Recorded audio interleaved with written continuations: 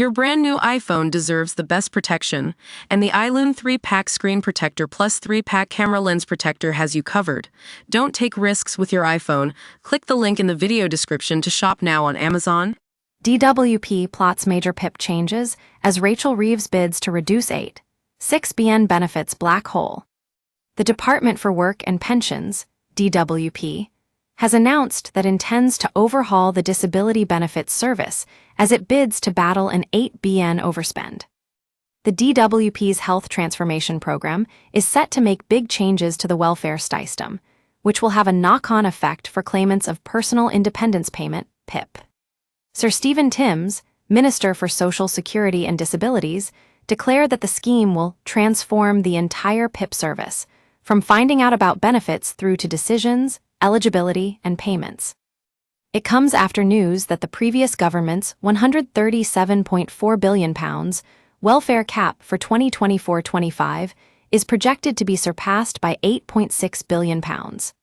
The reforms are set to be announced ahead of the spring statement by the Chancellor of the Exchequer, Rachel Reeves, on March 26.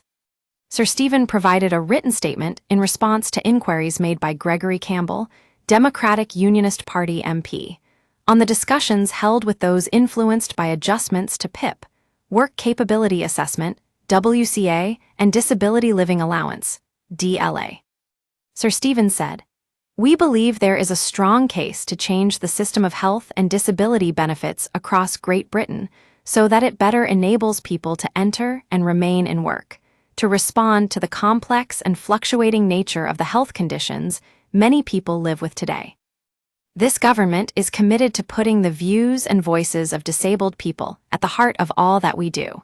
And with any reform, including the Health and Disability Green Paper we intend to publish in the spring, we will consult with disabled people and representative organizations." Red Moore, ex-DWP worker, explains how to protect your PIP and disability benefits. Ahead of the formal consultation for the Green Paper, we have already started to explore ways of engaging with disabled people and their representatives, including through stakeholder roundtables and public visits, and look forward to progressing these initiatives over the coming months. Speaking directly about changes to PIP, Sir Stephen stated, "About the PIP service specifically, the Health Transformation Program is modernizing health and disability benefit services to improve people's experience of applying for PIP.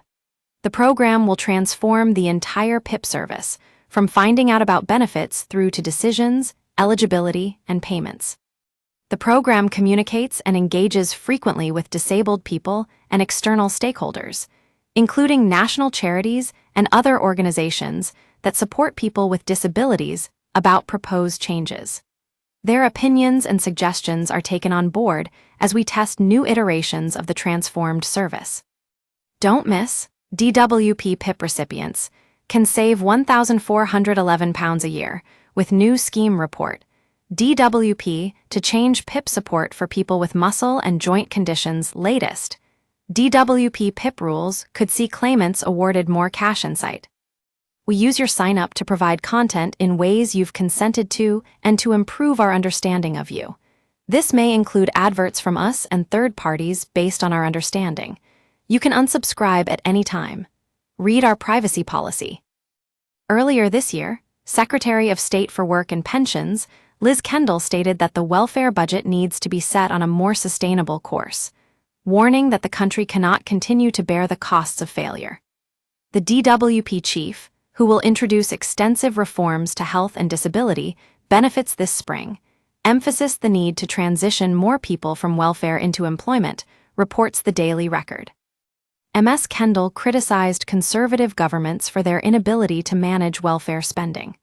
Speaking to the PA news agency, she said, "We're going to get the benefits bill on a more sustainable course, and it has to be, we cannot accept these costs of failure, failure for individuals, failure for businesses, and failure for the economy.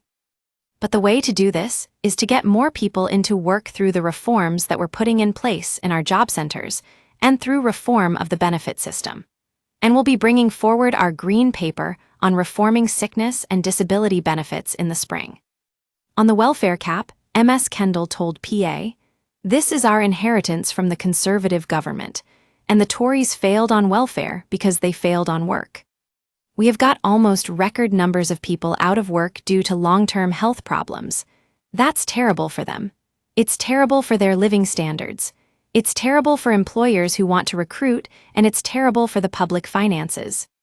So we need big reforms in the way that we work to get more people into those jobs, which will help bring the benefits bill onto a more sustainable footing. In her significant economic growth speech on January 29, Chancellor Rachel Reeves pledged fundamental reform of our welfare system, including looking at areas that have been ducked for too long, like the rising cost of health and disability benefits.